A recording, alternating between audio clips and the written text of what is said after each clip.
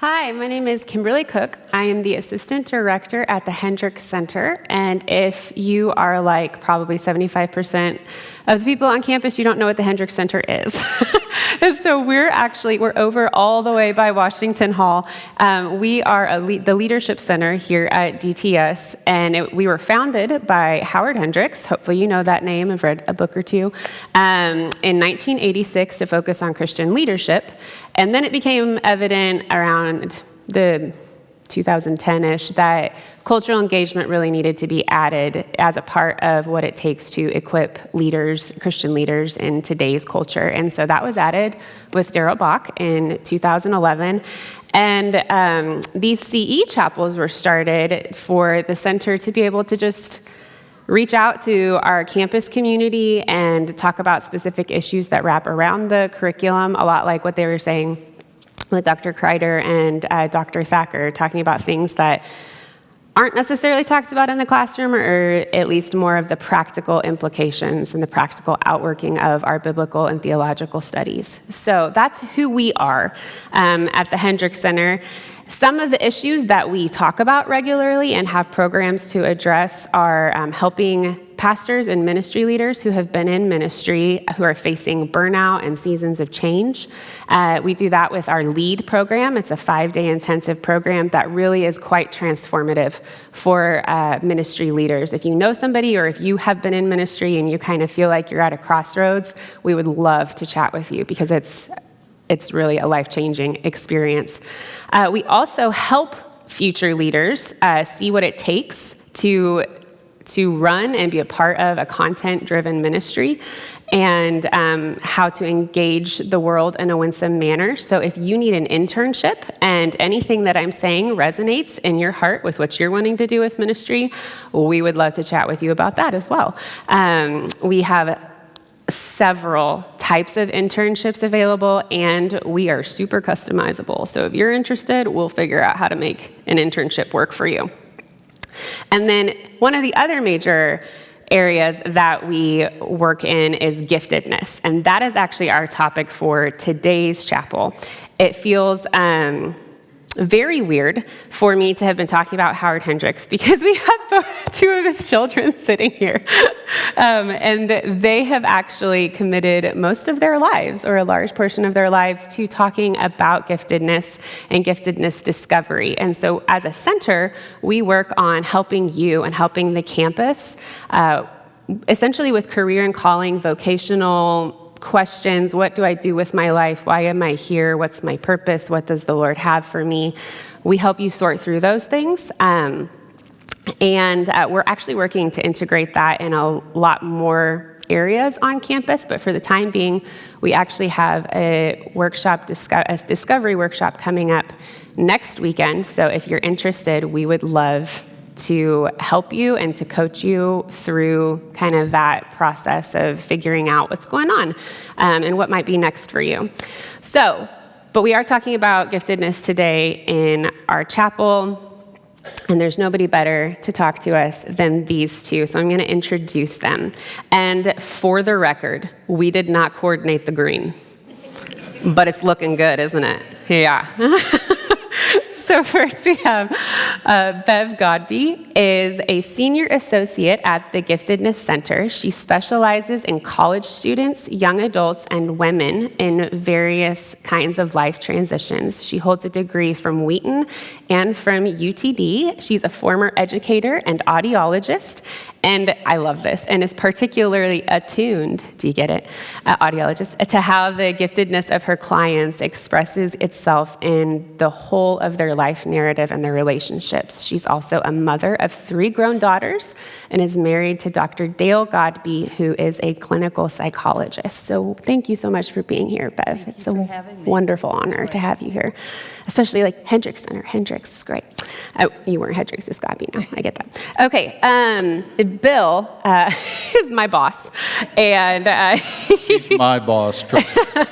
he serves as the executive director for Christian leadership at the Hendricks Center. And in addition to that role, he is the president of the Giftedness Center, which grew out of a consulting practice he founded in 1985. For the last 30 years, he's been helping people make critical life and career decisions based on their giftedness. He holds degrees from Harvard University, Boston University, and is also a DTS alum. He's authored or co-authored over 22 books, including The Person Called You.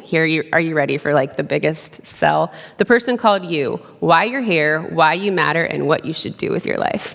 And most recently, he and Bev released a work entitled, So How Do I Parent This Child?, where they apply giftedness principles to parenting. In addition to the practice at the Giftedness Center, Bill is the proud father of 3 grown daughters by his late wife, Nancy, and is married to Lynn Turpin Hendricks. Thank you so much for joining us today.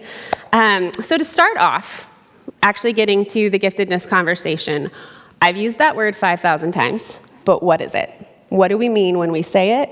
What is giftedness as you guys are talking about it? And because there's lots of types of giftednesses out there that our culture recognizes. So what are we talking about when we say giftedness? Bill? Yeah, giftedness has kind of become a buzzword recently, and having studied it for most of my career, the more I hear people talk about it, it's like the word love. Everybody uses it, but nobody really quite exactly knows what it means, and so it is with giftedness. But the simplest way to understand giftedness is it's what you're born to do. Like everybody's born to do something. For one person, they want to solve a problem. Never met a problem they didn't want to solve. Somebody else, they want to get a result, get a finished product of some sort. Somebody else, they want to understand something at a very deep level. Somebody else, they want to get people to respond to them and influence their behavior. Everybody has some form of giftedness, and in fact, everybody has their own unique form of giftedness. But giftedness is not, the spectacular, we think of the gifted athlete, the gifted musician. Certainly there are people who are, in that sense, quite talented and at the top of their game, but every single human being has been designed by God, and when you press in to try to discover that design, you find this phenomenon, what we call people's giftedness, and it's really part and parcel of their personhood. It's how they do life. So, Bev, is this like another type of inventory, like DISC or Myers-Briggs? Is it kind of like, all right, because there's some people who get really into that. Absolutely. And so they're like, oh, I love this. So is that what we're talking about? We're swimming in the same waters as all of those inventories. Those are usually gotten by self-report, which is basically you tell them what you like, what you're good at, what you prefer, and then they group you, they type you, they kind of say you're like this group or that group. A very popular one right now, especially with Christians, is Enneagram. So if you've taken that, and a lot of people, there is this driving need to know how I'm like other people. I think that's driven from we being created in kind, but there's a danger there, which is you're not a number, and even when you read the type that you come down to, it sounds a lot like you, but then maybe not completely. But people get rabid about this. I have no issue with that if people want to do that. But what giftedness, what we're really looking at, is something that maybe people are not totally aware of. Bill called it a phenomenon, and the truth is, it's true and operational in you whether you're aware of it or not. The beautiful thing about the way we collect our information is not asking you to tell us what you know about yourself, but rather to tell us stories. We use storytelling to collect the truth about people. What I love about storytelling is it reveals the person for who they are. So we live inside our skin. We have our own understanding of who we are. And it's encounter with another that we really get the chance to see ourselves with a little more objectivity. and collect that. That could be for good or for bad. Sometimes the thing that people are actually gifted at has been shamed along the way, or scribbled on, as I like to say. And so they may have difficulty even claiming that. But I'm asking for people to tell me their best stories. So I feel like I have the best job, Bill and I feel we have the best job in the world. Because I get to hear you tell your story, and that's exactly what I need. Even if you exaggerated a little bit or thought it was a little better than it was at the time, that actually is exactly it's going to absolutely reveal you for who you are. So you can't make it up, and you can't sort of make me think you're something that you're not. This is who you be. This is who you have been made by the Maker to be. Yes. Just to put one little sort of Twist. caveat. Some people, when they hear, I'm going to tell stories and they're going to, quote, find out who I am, that sounds a little scary. Because, if they really found out who I am, they wouldn't like me. That's how a lot of people feel. We're going to find out the best of you. That's what we're interested in.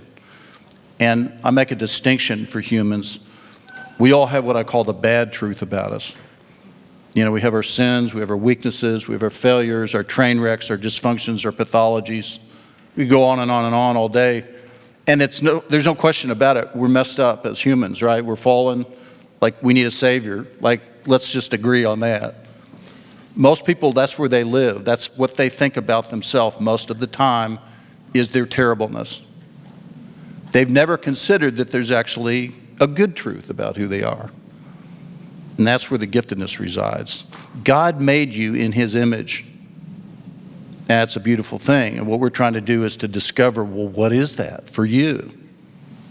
So what I'm hearing is that instead of, some of the other inventories are more based on finding out how you are like other people, whereas giftedness, we're talking about specifically what makes you individually unique. Would Correct. That be? Okay. So if we get to that, and when we hear the word gifts, and when we're in biblical and theological circles, automatically we think spiritual gifts, right? Is it spiritual gifts? The short answer to the question, well, what's the difference between giftedness and spiritual gifts? The short answer is we're talking about the same thing, okay?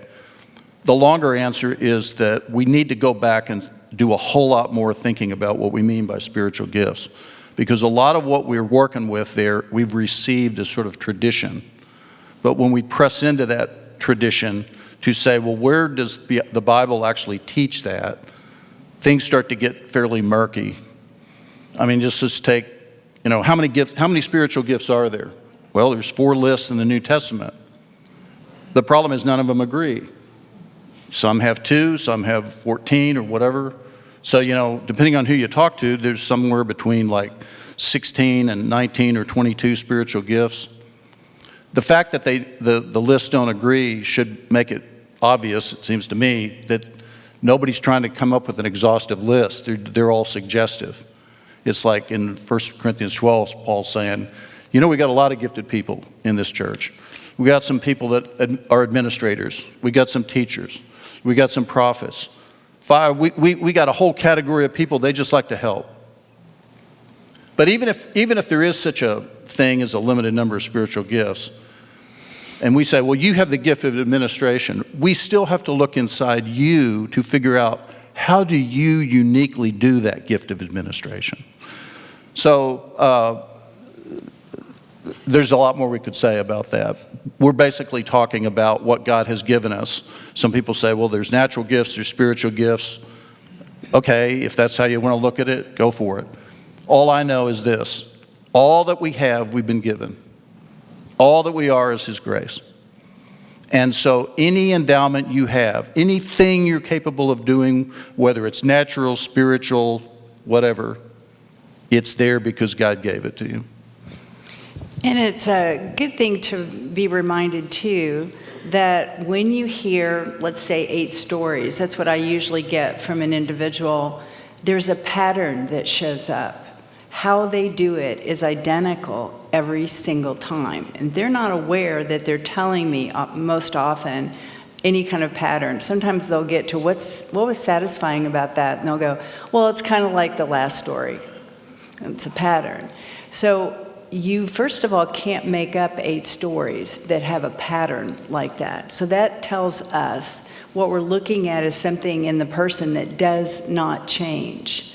If it doesn't change, I feel like it has to be something of God. Everything else about us does change, but this is something that is stable, repeatable, and what we also find is when they do that thing, they get an incredible sense of joy and satisfaction. And I go back to the creation, and I believe that God made us like himself, but he got great pleasure from that. And when we do this thing we do, that we've been put here in this space and time to do, we get this tremendous sense of satisfaction. I believe that's from God. Wow, we ought to make a movie out of that. Yeah.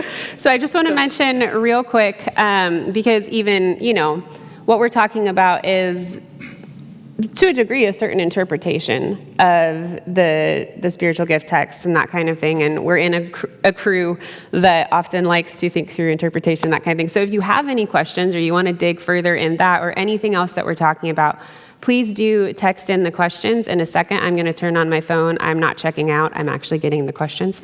And we'll get to that in just a couple minutes. So as we're talking, if something comes up, feel free to text in. Okay, so Bev, you actually just started talking about what it is, like how exactly do we find our giftedness? Okay, so we all look at this and we say, okay, well, we'll grant you that there's this phenomenon of some kind of unique individual gifting. And, we'll think through the theological implications of that. But we'll say, okay, for the record, like it's there. How do I figure it out for myself? What does that look like? So you said it's listening to stories and then finding a pattern? That's how we do our work. Some people, my dad's a great example. He always knew he should be a teacher, and he followed that energy, and good things happened. But not everybody's giftedness speaks quite that loudly. And so I think it's really helpful to find a person to help you in that kind of exploration, that journey, that discovery process. One of the reasons that I love, Kim mentioned that I tend to work with either young adults or women who have gone through a hard passage and feel like they've kind of lost their sense of worth in some way or in a major way. And the reason I think that I'm drawn to both of those is because of everyone that I can think of that really needs to hear the good truth about themselves, and that they are more than whatever has been said about them or whatever they've experienced. It's that group. A young person kind of coming into adulting, trying to make all these decisions, and I have a lot of them who are very confused. Maybe they had parents that gave them a script all the way along, and now they're in a place where they have to make it up. And they're just not sure. They have no confidence of who they are. They know who their parents are, who their parents said they were, maybe even they did well in school. And let's face it, we live in a whole culture that's about comparison and competition. Even if you stack up well in that, you may find yourself in a place of, I don't know if this is what I love to do at all. This doesn't even feel like me. I actually had a kid who graduated from Princeton Law School, came to me after getting, chosen by a major law firm, and said, if I just know one thing, it's I don't want to do law. Mm-hmm. Well, that's a really kind of sad time to figure that out. But I loved it. It's like now we can figure out what he is here to do. And oftentimes, and I say women that are in those hard transitions because women are very identified by their role in life. And when that changes or is threatened, somebody said to you, I don't want to be married to you anymore. You've lost a child, maybe in reality, or the child went off to college and doesn't want to be, you don't feel like a mom anymore. Those are critical times when boring down and reminding that person of what is true about them, going back, listening to the stories. the Israelites always did that when they got lost. They looked back at where did God show up for them again and again. So it's a very powerful kind of instrument. So as I'm hearing you talk, I feel like I could hear somebody thinking that like this sounds like almost like a luxury. You know, like, okay, that's great if you are in a society and in an economic state where you can sit around and reflect on what your purpose is, but I have to go to work because I have to feed my family, or, you know, somewhere else in the world, you know, we're subsistence farmers. This is what we do. So how do we think through giftedness when, like, one, is it a luxury? And two, if it's not, then what does it look like when somebody can't really reflect on it or at least act on it or, you know, do anything about it, vocationally speaking? Well, giftedness is not a luxury. Giftedness is a reality. It's the way God designed people. So let's take the extreme case, the rice farmer in North Korea who's a virtual slave. That person has every bit as much giftedness as anybody here in our culture, including anybody in Silicon Valley. They have giftedness in spades. What they lack is opportunity. They don't have the opportunity, first of all, to really discover it in a robust way, but even if they did, to exercise it in a free way. This is why the people who wrote our Declaration of Independence in the United States put 3 inalienable rights in there: life, liberty, and the pursuit of happiness. And what they meant by happiness was not, you know, what we think about like pleasure and fun and partying. They meant happiness in the sense that each of us would be free to pursue the path that we believe that God had put us here for, which gets into the giftedness and the calling space. And that's why I'm so passionate to see around the world people not only wake up to their giftedness, but also have the freedom, which includes justice and laws and property rights and so forth, but the freedom to then exercise that giftedness in ways. And the proof of this concept that I'm giving is really the micro-lending phenomenon. You know, where somebody's just, they're starving in poverty somewhere, and because they don't have any means of earning a living. And so somebody lends them $50 to, you know, buy a bike so they can get their bananas to the village and sell them. And next thing you know, there's all this flourishing takes place. You know, 2 women loan $100 and they get a sewing machine, and next thing you know, they got a cottage industry, and their gifts are expressing themselves entrepreneurially, and there's a flourishing that's taking place. And so wherever giftedness is allowed to exercise itself, human flourishing takes place. And this is right out of Genesis 1, where the very first words that God says to his new human creatures amounts to their marching orders, their mission in life. Be fruitful, multiply, fill the earth, rule over it. Make the world fruitful. The world on its own is not very fruitful. It just gives us raw resources. Only human beings can add value to the world's resources that cause the world and its people to flourish. And to each and every human being, God has given some means of adding that value. That's what we call their giftedness. So everybody has giftedness. It's not just a luxury. And I actually believe that it's extremely important for people, the further you go down the food chain, to wake up to their giftedness, not only because of the productivity side of it, but because of the worth side of it. You know that 65% of the world's people are what we call orality people.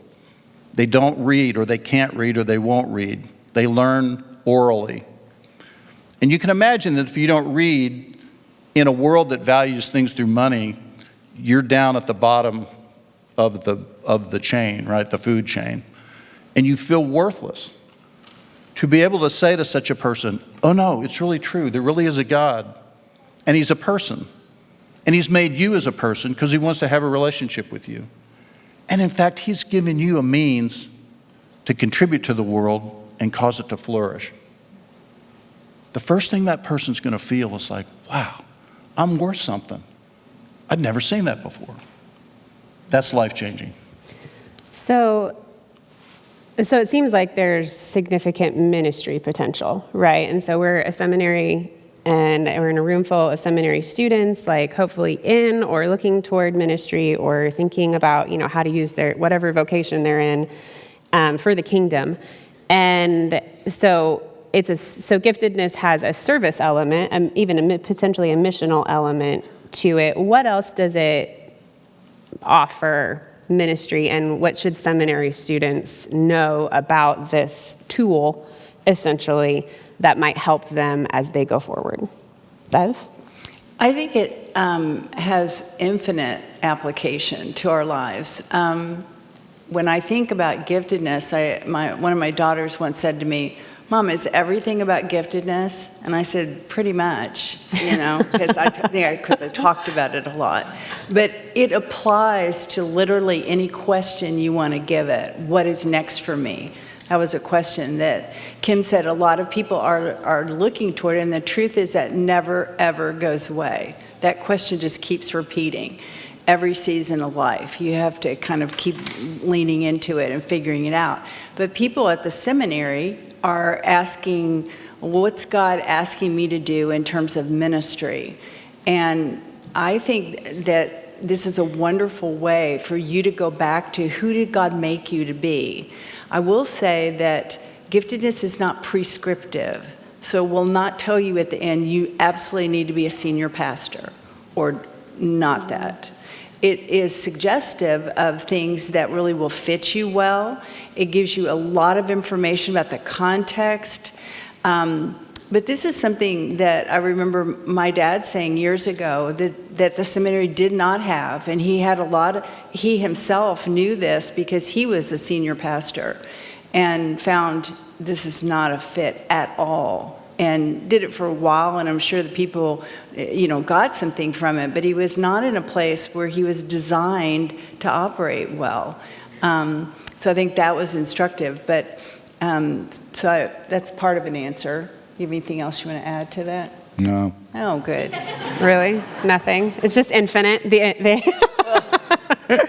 It seems also that it could contribute to like understanding each other. Like, so a lot of ministry is working on teams, right? Absolutely. And so like having the ability to say, oh, you function best as a person who works individually and on their own, and I'm a person who works best when I'm surrounded by people all the time. We're going to need to know that about each other, right? Because otherwise we're going to drive each other insane, and these kinds of things, even for teams, help build an overall understanding of one another.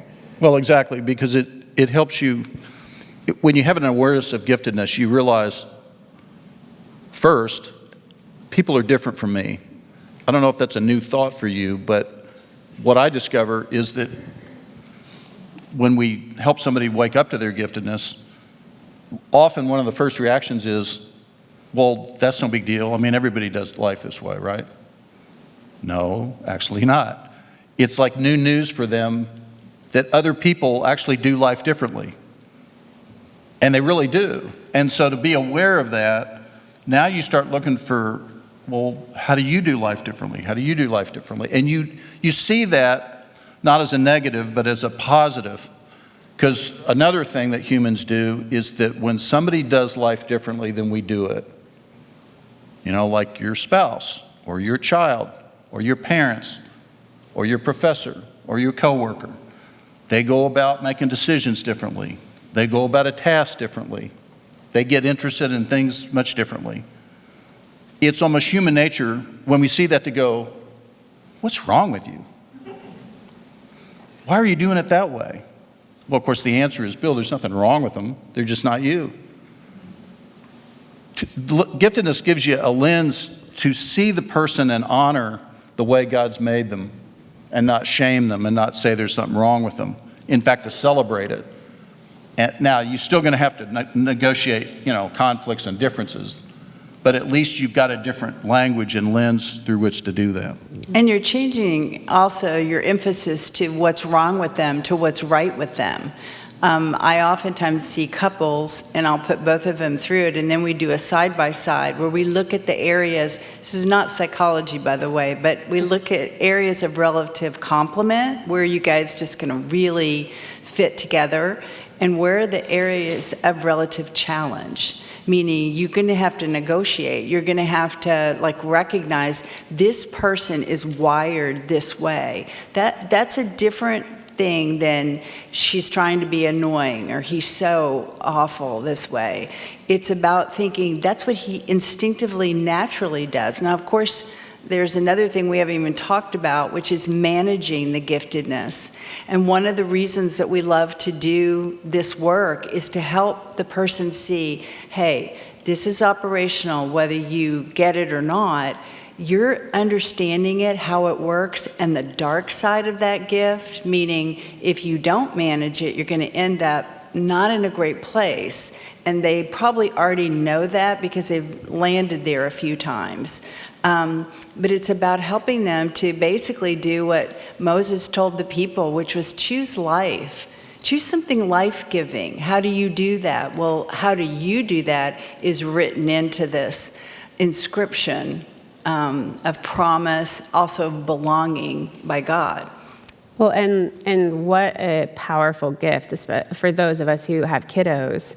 What a powerful gift to offer children. Absolutely. Right? Because then you potentially, as a, important person in a child's life, whether it's biological or not, you are able to look at the child and not just say, this is what's wrong with you. I need to help you with what's wrong with you so that you can get on in society. But really hey, this is what is right with you. How can we foster this? How can we, How can we celebrate it? Even when they're not doing what we ask them to do, what are they doing? What does that mean?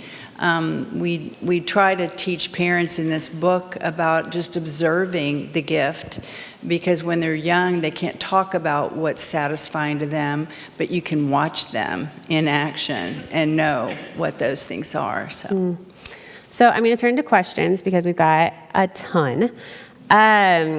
I think it's interesting. I am cracking up at some of these questions because I can tell that we're in the middle of a semester right before break, because there's 3 or 4 that involve burnout. And so you can tell everybody's tired. But there are several questions about concerns about if you have multiple gifts or managing your gift. So one question is, what do you think a person with multiple gifts should do to keep up with all of their gifts without falling into burnout? Another one says, what do you think? Oh, wait, that's a repetition. Okay, so maybe not all of you are burnt out. But what would you guys say to a couple of, there are a couple of people here who are asking questions about, okay, so I'm hearing that there's these things that I'm gifted at, that I'm supposed to be doing, and so what do I do? And do I just keep doing that until, I shine brightly and then just die like a star? How do you guys suggest thinking through those kinds of questions? Well, let me just put a clarification on there. The question is asked, what if I have multiple gifts, which it kind of assumes there's lots of gifts and some people have lots and some people have few, like Howard Gardner's 7 intelligences or something. It doesn't really work that way. Each of us has some form of giftedness, our own unique form of giftedness. It may express itself in multiple ways, but it's not like you have different gifts. You have one core process. Think of it as a process. By the way, the giftedness is not in the activity. You say, my gift is to be a preacher. No. You have some form of giftedness that really seems to thrive through preaching, but that giftedness can thrive in any number of other ways of expression. Giftedness is not in the activity, it's in you. It's your core process. So the person who says, I got multiple gifts, what I hear there is, you're probably a high-octane person with a lot of energy, and you're in a context where, I can express it here, and I can express this gift here, and I can express this gift here. And through that process, you've gotten into a condition that we call oversubscribed. It's something that I myself struggle with, okay?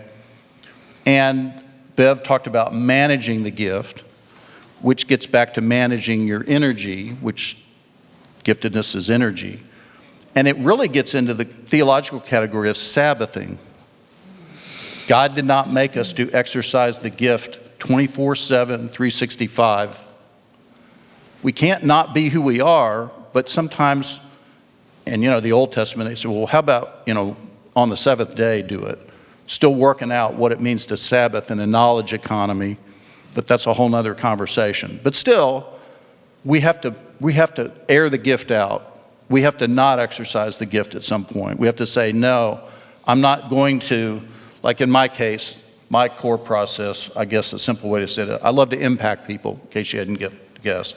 I like to make a big difference. I like to change the course of where somebody's going. And the giftedness piece gives me a big baseball bat to knock the ball out of the park, okay? But there's times when I got to go, hey, Bill, no more impact today. You've kind of done enough, and you've kind of worn out.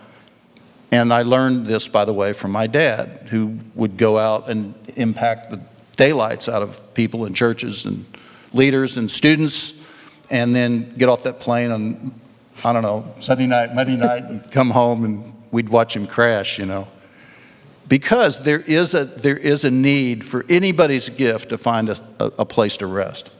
I think, too, that we're, in our culture, in love with the word busy. And I think of it as a four-letter word that really can just destroy your joy in doing anything. We're not really created to be just doing machines that keep out there and that more of it is better. If this little bit is good, then let's just do it more. I feel like that to take time to do self-care, to pay attention is really what we're called to do, because then we're better actually at being this, and to remind ourselves that God doesn't need any of our doing, any of our busyness. He needs us to be present, to be aware and glorifying Him. And so listening takes time of rest, usually time out.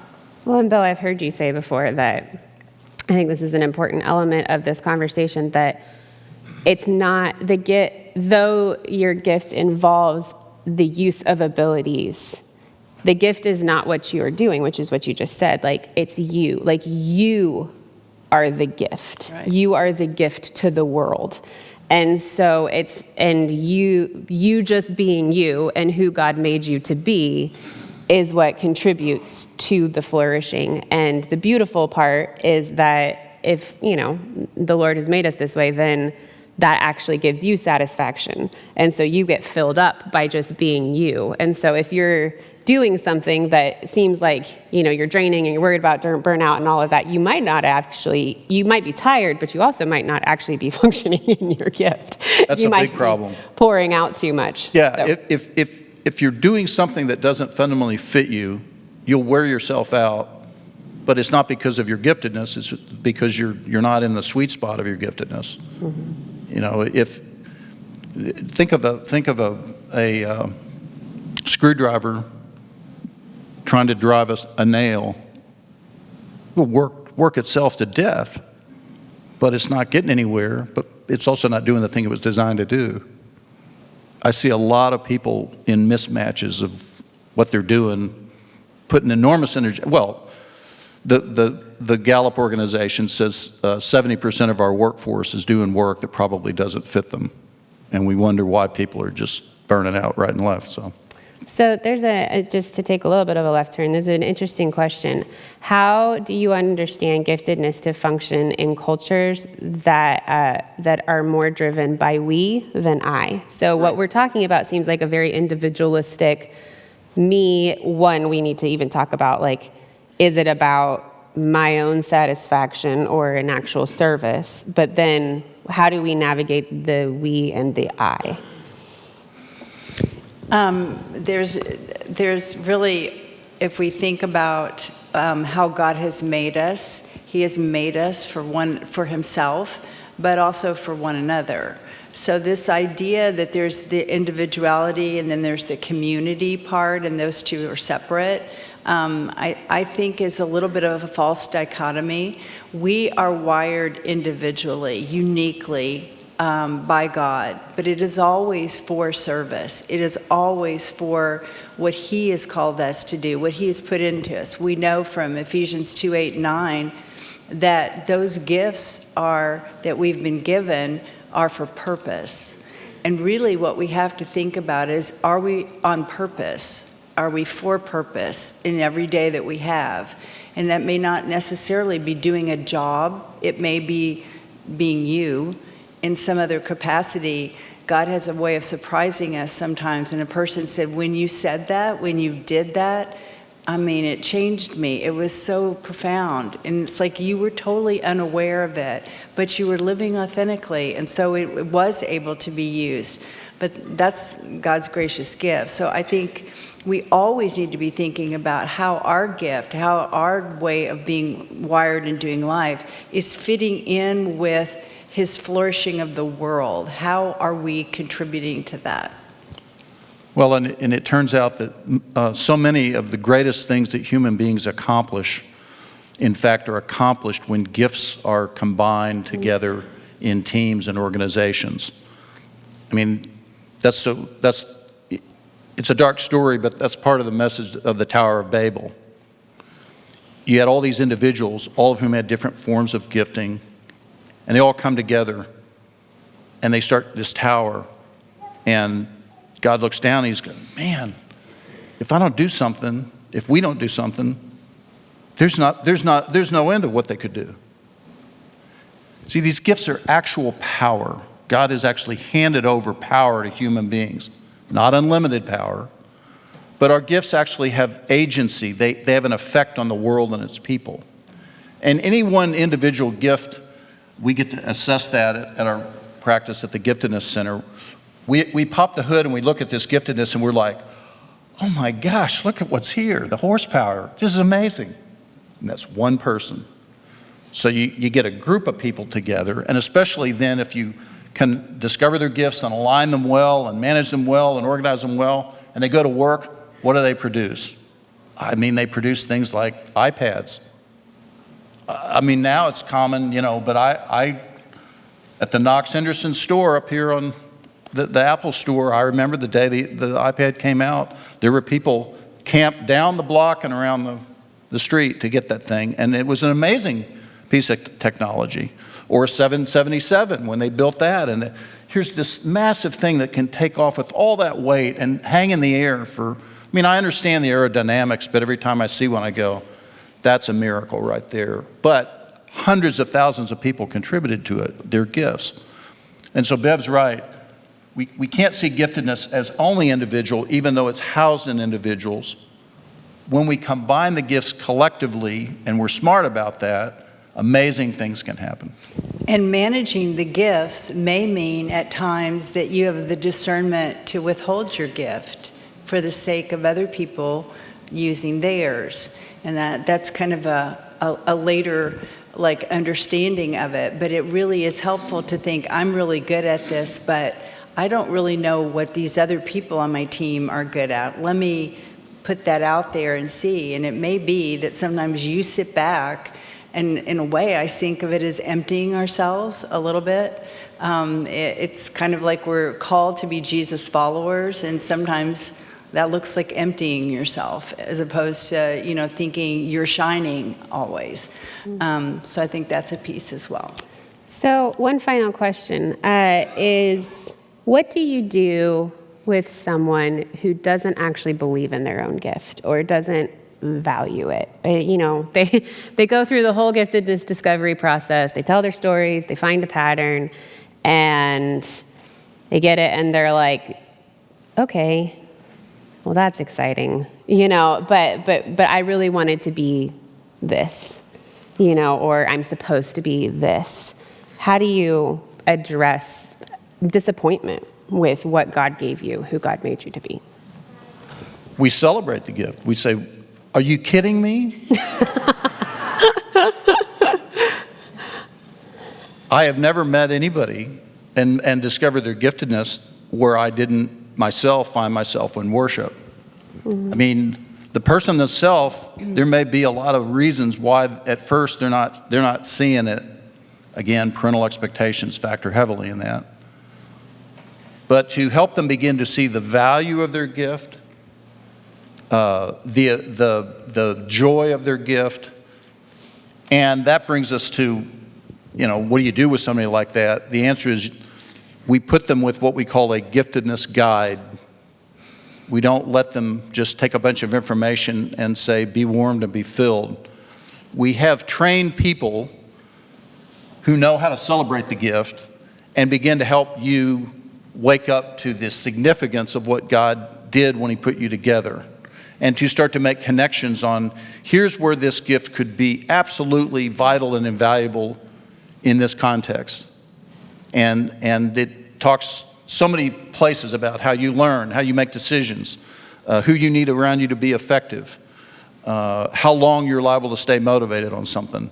And so we put you with a guide who will walk with you for, about a semester to really dig in and understand what you've been given, because it's kind of the parable of the talents. God's giving you something. He's expecting to get something out of that. And again, we tend to celebrate the shiny, the big, and a lot of people that come to us thinks that theirs doesn't sound very exciting compared, again, to American Idol or, something that they think, wow, that's a wow, and I'm not a wow. But this is God's statement, the Creator's statement of purpose in this person. And so it has inestimable value.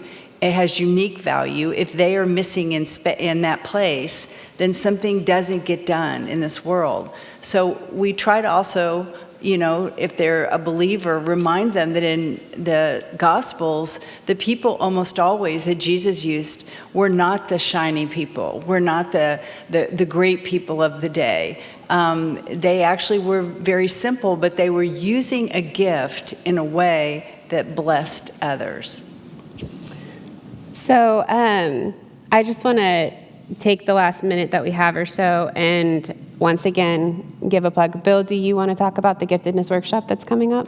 Yeah, because Kim, I have been told, just a rumor, but there are some people, at least one or two, that have enrolled in seminary, come to seminary, convinced God's called them and has a purpose for their life, but they don't know what they're going to do when they leave seminary. Just a couple. I don't know. But if that in any way describes you, or somebody that describes. Like a friend. There might be a friend right. out there. You have a friend like that.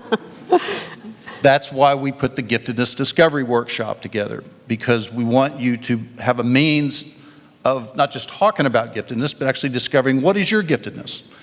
And that's going to be held next week, Friday evening and half of Saturday, November 4th and 5th. And to sign up for that, you can go to our website. I guess there's a code there, right? Yeah, it is, but you can say it out loud too. Yeah. It's not that one. It's hendrickscenter.dts.edu. Thank you. hendrickscenter.dts.edu. I just work We need you, Kim. Yeah, thanks. And there'll be a sign-up place and all the stuff that you need to do to get ready for that workshop. There you go. And while you are there, I would invite you to click on other links on that website, because I'm here to announce today we have a new website at the Hendricks Center. And it is now open for business, as it were. And we have a lot of resources that we've developed over the years, all the way back to 1986. Conferences, podcasts, articles, just a treasure trove of stuff, really valuable on leadership, on cultural engagement. And what we would like to do is make it available for you and those to jump around in there and see all the wonderful things we have, with things about professors, and I don't know, it's a treasure trove of stuff. And you can sign up to be what we call an insider, so that you get access to material that we don't just open the door to the general public on. Yeah, but it's free. It's all free. Yeah, it's all free. So feel free to check that out and sign up for the workshop if you are interested, and we would love to walk that part of the journey with you and to just help you figure out what God has made you to do. I'm going to go ahead and pray for us, and then we'll be dismissed. Dear Heavenly Father, thank you so much for, Lord, just for this time, for the work of Bev and Bill, and the ministry and the impact that it has had on thousands and thousands of lives, Lord. Thank you for the reality that you have created us each individually. And I pray that our hearts would just marinate in the wonder of that you have made each one of us in a distinct individual way. And in some way, we image you in a way that nobody else does.